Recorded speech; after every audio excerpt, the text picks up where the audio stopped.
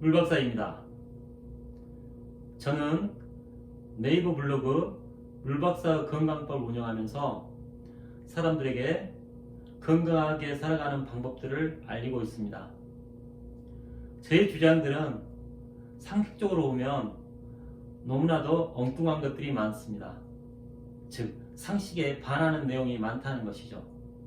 하지만 저의 주장들은 가장 자연적이고 가장 본능적인 생리에 대해서 이야기하고 있습니다. 그리고 경제적인 이익을 추구하지 않고 있는 그대로를 말하고 있습니다. 저의 주장에도 오류가 있을 수도 있습니다. 하지만 저는 끊임없이 저 자신의 주장조차도 의심하고 잘못이 있는지 점검하고 있습니다.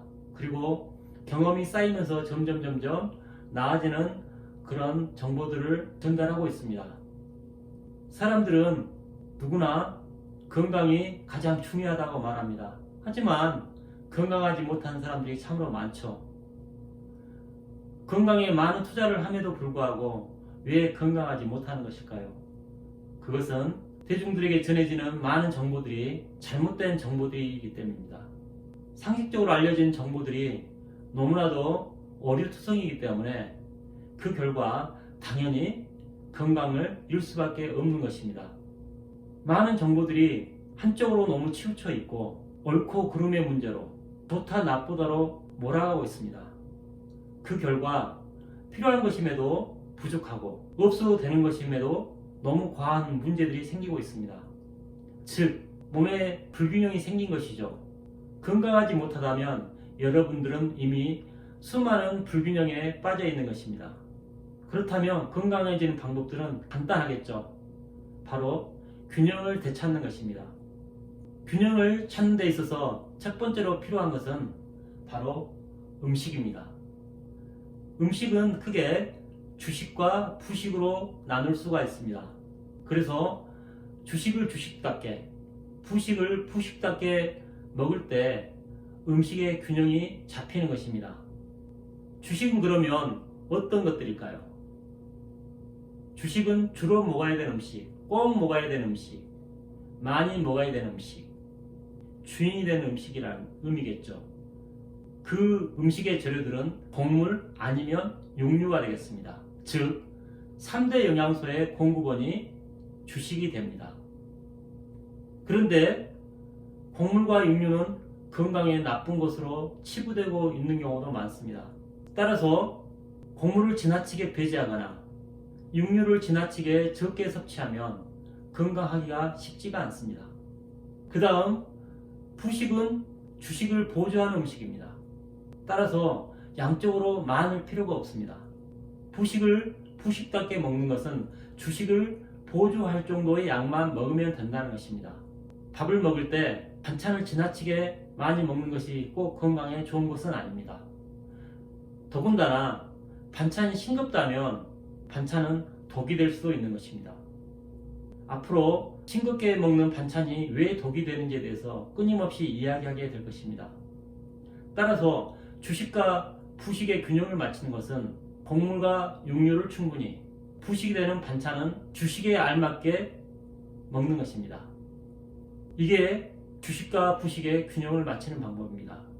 주식과 부식의 균형을 맞추는 데 하나 있어서 또 하나 중요한 것이 음식의 간입니다. 그래서 소금과 물의 균형이 매우 중요한 것입니다. 소금은 음식의 맛을 내게 하고 침을 분비하게 하고 소화를 시키는 데 필요하고 영양분을 흡수하는 데 매우 중요한 식재료입니다. 그런데 현대의학에 의해서 소금은 건강의 적으로 둔갑되었습니다. 그래서 많은 사람들이 어떻게 하면 소금을 적게 먹을까에 대해서 고민하고 있습니다. 그리고 실제로 최근 약 30-40년간의 노력에 의해서 과거보다 소금 섭취량이 절반 이상 줄었다고 합니다. 그래서 건강하였다면 물박사 같은 사람이 나올 필요가 없었을 것입니다.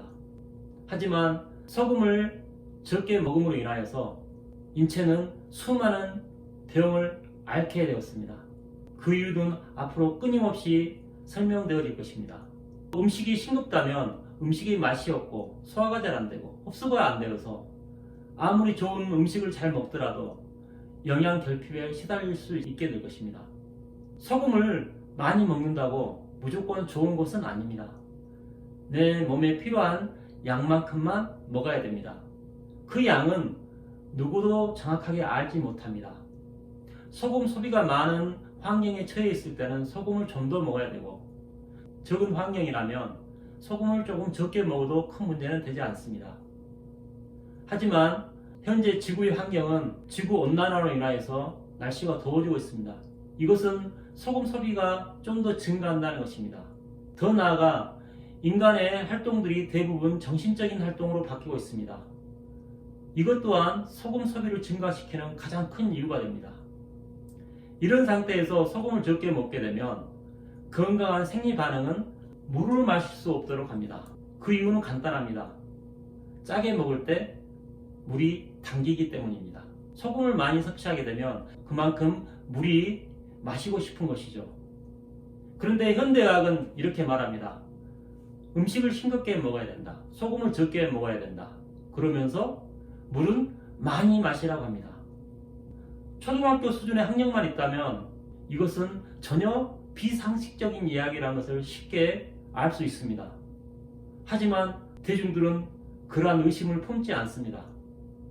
전문가가 말하니 우리에게 당연히 좋을 것이라 생각하고 그 주장들을 따릅니다. 그 결과 인체에는 갈수록 물이 부족해지고 있는 현실입니다. 그 이유는 간단합니다. 체내 수분은 나트륨만큼만 있기 때문입니다. 여러분들이 과학적으로 이해가 되지 않더라도 이 사실은 반드시 암기를 하고 계십시오. 체내 수분은 나트륨만큼 있다.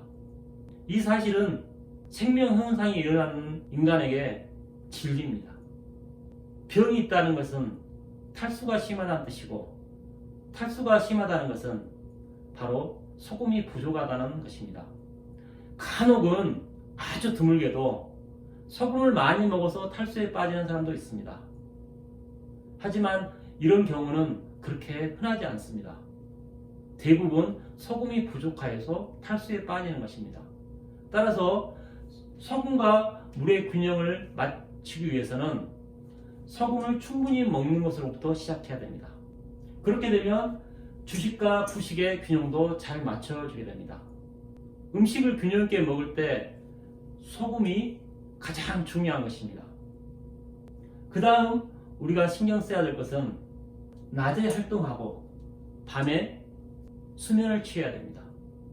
적정한 활동과 충분한 잠은 건강의 보증수표와 같습니다. 현대인들에 있어서 편리한 도구나 많은 오락거리들은 낯이 길어지게 하고 있습니다. 그래서 자는 시간이 줄어들고 있습니다. 또는 건강하지 못하여서 잠을 이루지 못하는 사람들이 있습니다. 적정한 활동과 적정한 휴식이 있어야지만 건강해질 수가 있습니다. 이 두 개의 균형도 잘 맞춰야 됩니다. 이렇게 먹고 적당한 활동과 휴식을 취하게 되면 건강한 거 그렇게 어렵지 않습니다. 하지만 정말 우리에게 중요한 균형이 바로 육체와 정신의 건강입니다. 잘 먹고 열심히 일하고 잘 자더라도 정신적인 문제가 있다면 건강해지기가 쉽지가 않습니다. 그래서 육체, 즉 체력 한계 내에서 정신적인 활동을 해야 됩니다. 만약 충분히 먹고 있는데도 피곤하거나 건강하지 못하다면 정신적인 문제가 있다고 유추해야 됩니다.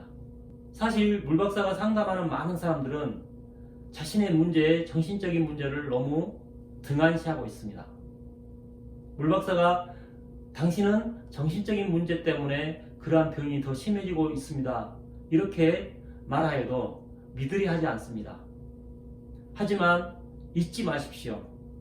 건강에 가장 큰 영향을 주는 것은 육체가 아니고 정신입니다. 따라서 체력 이내에 건강한 정신적인 활동을 한다면 건강해지는 건 어렵지 않습니다. 균형을 맞추고 사는 여러분들은 건강한 사람이 될 것입니다. 이상 물박사였습니다.